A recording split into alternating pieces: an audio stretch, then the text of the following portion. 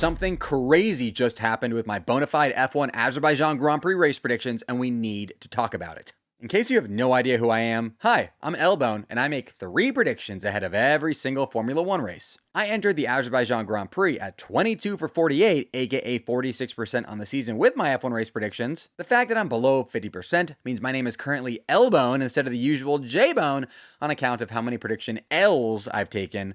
And I'm doing everything in my power to make correct predictions that get me back at or above 50% ASAP, which brings me to my Azerbaijan Grand Prix race predictions where something insane happened. Before I get to that, I am obliged to get this out of the way real quick. 2 of my 3 Baku predictions did not come true. One of my race predictions was that Oscar Piastri would win the Azerbaijan Grand Prix, and that did not happen.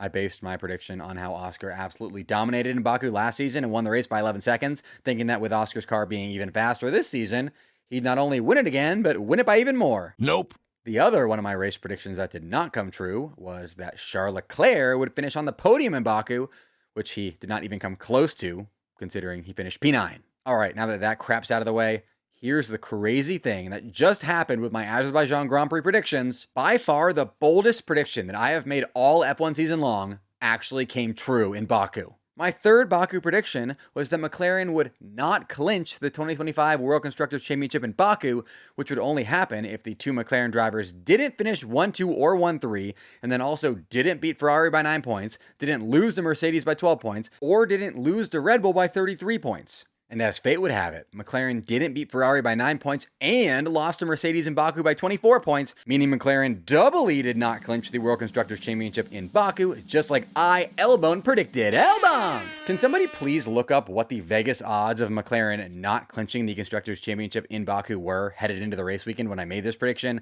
I have not been able to find them, but surely this is one of the boldest correct predictions that I've made in the history of Formula Bone, because headed into Baku, everyone expected a McLaren 1-2.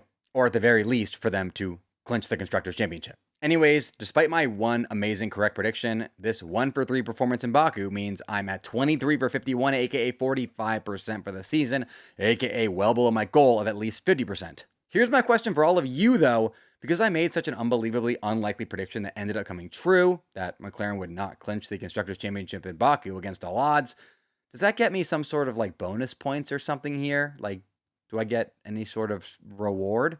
Let me know in the comments.